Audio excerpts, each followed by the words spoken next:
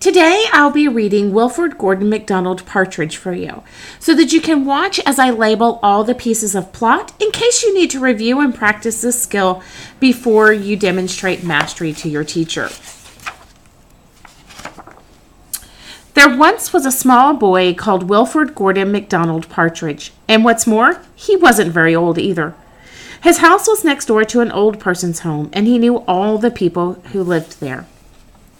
He liked Miss Jordan, who played the organ. He listened to Mr. Hossing, who told him scary stories. He played with Mr. Tippet, who was crazy about cricket. He ran errands for Miss Mitchell, who walked with a wooden stick. He admired Mr. Drysdale, who had a voice like a giant. But his favorite person of all was Miss Nancy Allison Delacourt Cooper, because she had 4 names just as he did. He called her Miss Nancy and told her all his secrets. One day, Wilfored Gordon heard his mother and father talking about Miss Nancy. "Poor old thing," said his mother. "Why is she a poor old thing?" asked Wilfored Gordon. "Because she's lost her memory," said his father. "It isn't surprising," said his mother. "After all, she is 96. "What's a memory?" asked Wilfored Gordon. He was always asking questions. "It's something you remember," said his father. I'm going to pause right here on this page because I know that in the pieces of plot, I have, in the beginning of my text, 3 pieces that I want to pay attention to. I have conflict, inciting incident, and exposition. The way I always find these is I find the conflict first and work backward. So if I'm going to locate my conflict, I'm actually going to take this sticker and put it right here. When Wilfored Gordon asks, "What's a memory?" Because he doesn't know what a memory is, and that's going to be the problem that he tries to solve the rest of the book. But I also have to mark the inciting incident. What made him wonder what a memory is? And for that, it took, and this I can't quite get in the right place. Let's see if I can fold it and get it in the right place. Right here, when Miss Nancy lost her memory. That's the inciting incident.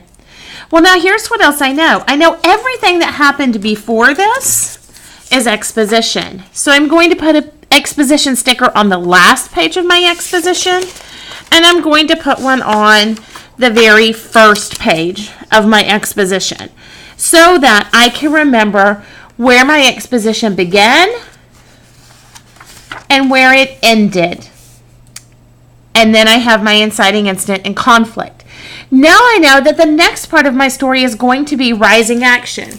And that rising action is going to continue until I reach the climax or turning point. So what I'll do is continue to read, thinking to myself, where is the climax or turning point? The part that it seems like Wilford's plan to solve this conflict is not going to work out. So this is what I'm looking for next, is this climax or turning point. But Wilfored Gordon wanted to know more, so he called on Mrs. Jordan, who played the organ. "What's a memory?" she asked. "Something warm, my child, something warm."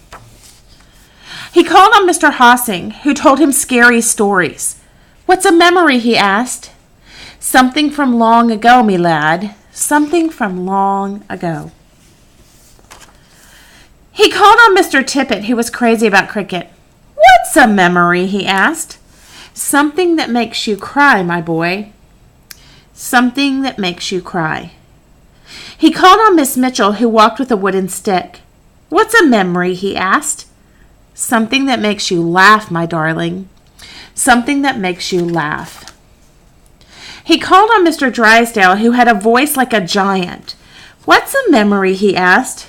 "Something as precious as gold, young man, something as precious as gold." Well, he's trying to find out what a memory is, but he still hasn't solved that problem of helping Miss Delacourt remember. So So Wilford Gordon went home again to look for memories for Miss Nancy, because she had lost her own. He looked for the shoebox of shells he had found long ago last summer and put them gently in a basket. He found the puppet on strings, which always made everyone laugh, and he put that in the basket too.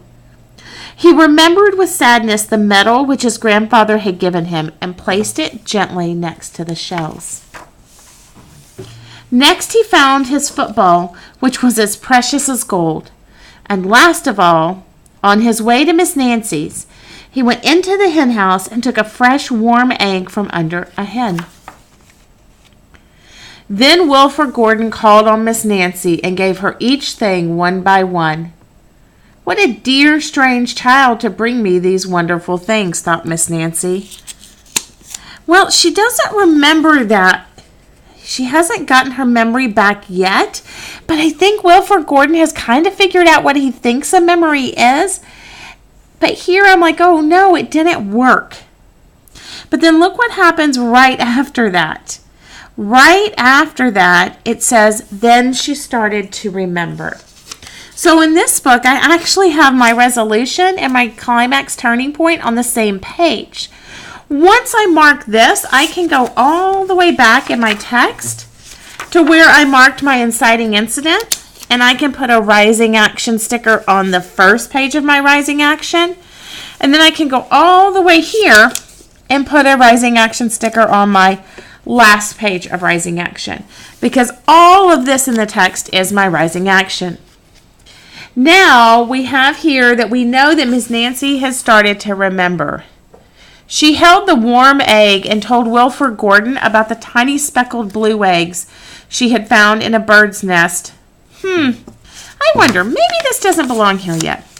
I'm going to hold off on this one and make sure. She held the warm egg and told Wilford Gordon about the tiny speckled blue eggs she had found in a bird's nest in her aunt's garden. She put a shell to her ear and remembered going to the beach by tram long ago and how hot she had felt in her button-up boots. She touched the medal and talked sadly of the big brother she had loved who had gone to war and never returned. She smiled at the puppet on strings and remembered the one she had shown to her sister and how she had laughed with a mouthful of porridge.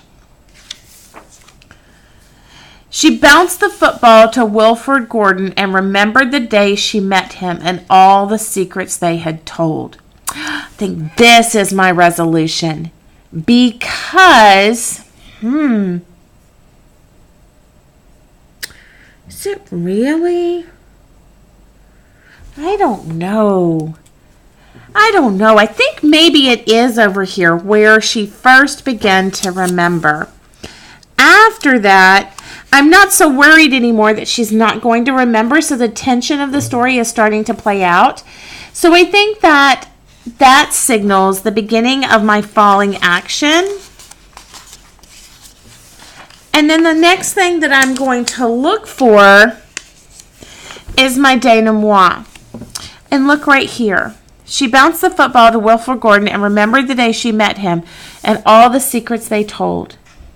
And the two of them smiled and smiled because Miss Nancy's memory had been found again by a small boy who wasn't very old either. I know this part is my denouement because remember, denouement talks about how the characters feel about the resolution. And they smiled and smiled. I hope that helps you understand how to label the pieces of plot.